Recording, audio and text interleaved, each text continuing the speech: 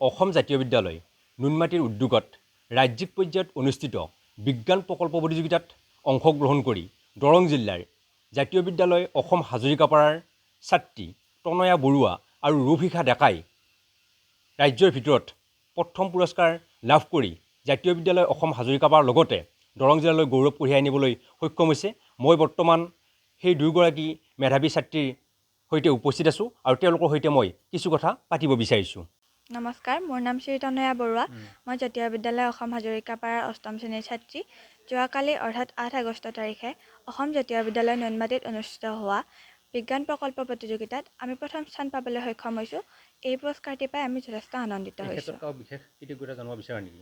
হয়, এই ক্ষেত্ৰত আমি আমাৰ গাঁও হাজৰিকাপাৰাৰ সমূহ ৰাইজ, আমাৰ বিদ্যালয়ৰ ছাৰ বাইদেউসকল আৰু মোৰ দাদা ডক্টৰ হেমন্ত কুমাৰ বৰুৱা ছাৰকো আমি কৃতজ্ঞতা জ্ঞাপন কৰোঁ। আৰু এগৰাকী ছাত্ৰী আছে ৰূপশিখা ডেকা, তেওঁৰ পৰা মই কিছু কথা জানিব বিচাৰিছোঁ।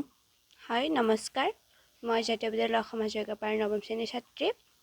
যোৱাকালি 8 আগষ্ট তাৰিখে অসম জাতীয় বিদ্যালয় নুনমাটিত অনুষ্ঠিত হোৱা প্ৰকল্প প্ৰতিযোগিতাত আমি প্ৰথম স্থান পাবলৈ সক্ষম হৈছোঁ আৰু এই পুৰস্কাৰটি পাই আমাৰ বহুত ভাল লাগিছে। প্ৰকল্পটোৰ কি বিষয় আছিল? আৰু প্ৰকল্পটো আছিল উশৃংখল মানসিকতা নিয়ন্ত্ৰণত ৰেডিঅ'ৰ প্ৰভাৱ আৰু বৰ্তমান ৰেডিঅ' শুনাৰ প্ৰয়োজনীয়তা। আমাৰ সৈতে তত্ত্বাৱধায়ক শিক্ষকগৰাকী উপস্থিত আছে, তেওঁৰ পৰা মই কিছু কথা জানিব বিচাৰিছোঁ। নমস্কাৰ, মই ৰিপুঞ্জয় শৰ্মা। মই দৰঙৰ জাতীয় বিদ্যালয় অসম হাজৰিকাপাৰাৰ বিজ্ঞান শিক্ষক।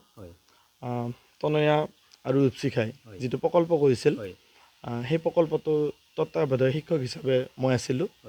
আমাৰ প্ৰকল্পটি হৈছিল যোৱাকালি 8 আগষ্টত অসম জাতীয় বিদ্যালয় নুনমাটিত। তাতে অসমৰ বিভিন্ন প্ৰান্তৰ পৰা, অসমৰ বিভিন্ন জিলাৰ পৰা, যিহেতু এইটো ৰাজ্যিক ভিত্তিত হৈছিল, বিভিন্ন জিলাৰ পৰা অসংখ্য ছাত্ৰ ছাত্ৰীয়ে তাত অংশগ্ৰহণ কৰিছিল। তাত প্ৰায় সৰু ওচৰৰ দলে অংশগ্ৰহণ কৰিছিল। তাতে 3টা শিতানত প্ৰতিযোগিতা হৈছিল।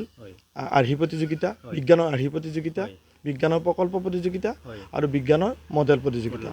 তাৰে বিজ্ঞানৰ প্ৰকল্প প্ৰতিযোগিতাত আমাৰ জাতীয় বিদ্যালয় অসম হাজৰিকাপাৰাৰ পৰা এটি দল, তনয়া বৰুৱা আৰু ৰূপশিখা ডেকা, এই দুগৰাকী ছাত্ৰীৰ এটা দল আমি গৈছিলোঁ। আমি যাই তাতে অংশগ্ৰহণ কৰিছিলোঁ আৰু আমি তাত প্ৰথম পুৰস্কাৰ পাবলৈ সক্ষম হৈছোঁ। এই প্ৰকল্পটোৰ বিষয়ে অলপ জানিব বিচাৰিছোঁ। হয়, আমাৰ প্ৰকল্পটিৰ শিৰোনাম আছিল উচ্ছৃংখল মানসিকতা নিয়ন্ত্ৰণত ৰেডিঅ'ৰ প্ৰভাৱ আৰু বৰ্তমান সময়ত ৰেডিঅ' শুনাৰ প্ৰয়োজনীয়তা। আমাৰ আচলতে প্ৰকল্পটো এটি সমীক্ষাত্মক প্ৰকল্প আছিল।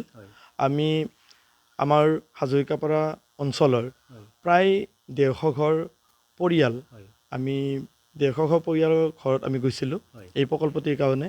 আৰু প্ৰায় 300ৰ ওচৰ আমি মানুহৰ লগত আমি কথা পাতিছিলোঁ আৰু আমি বিভিন্ন তথ্য সংগ্ৰহ কৰি আমি এই প্ৰকল্পটোৰ জৰিয়তে উপস্থাপন কৰিছিলোঁ। আপুনি ছাত্ৰ ছাত্ৰীসকলৰ উদ্দেশ্যে কি ক'ব? এইখিনিতে মই জাতীয় বিদ্যালয় অসম হাজৰিকাপাৰাৰ সমূহ ছাত্ৰ ছাত্ৰীৰ লগতে সকলো বিদ্যালয়ৰে সকলো ছাত্ৰ ছাত্ৰীক মই এটি আহ্বান জনাওঁ যে সকলো ছাত্ৰ ছাত্ৰী এনেকুৱা বিজ্ঞানভিত্তিক প্ৰকল্পৰ বাবে ওলাই আহক আৰু বৈজ্ঞানিক মানসিকতা গঢ়ি তোলক।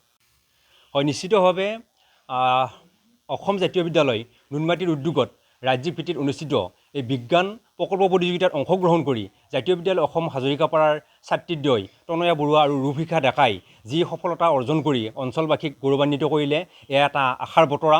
আৰু জাতীয় বিদ্যালয় অসম হাজৰিকাপাৰাই ইতিপূৰ্বেও কেইবাবাৰো এই প্ৰতিযোগিতাত অংশগ্ৰহণ কৰি পুৰস্কাৰ লাভ কৰি বৃহত্তৰ হাজৰিকাপাৰা অঞ্চলৰ লগতে দৰং জিলালৈ গৌৰৱ কঢ়িয়াই আনিবলৈ সক্ষম হৈছিল। আৰু অনাগত দিনতো বিদ্যালয়খনৰ ছাত্ৰ ছাত্ৰীয়ে এনেদৰে প্ৰতিযোগিতাত অংশগ্ৰহণ কৰি এটা অঞ্চললৈ গৌৰৱ কঢ়িয়াই আনিব বুলি আমি আশা কৰিলোঁ। যিকোনো খবৰৰ বিজ্ঞাপনৰ বাবে যোগাযোগ কৰক 7896121996।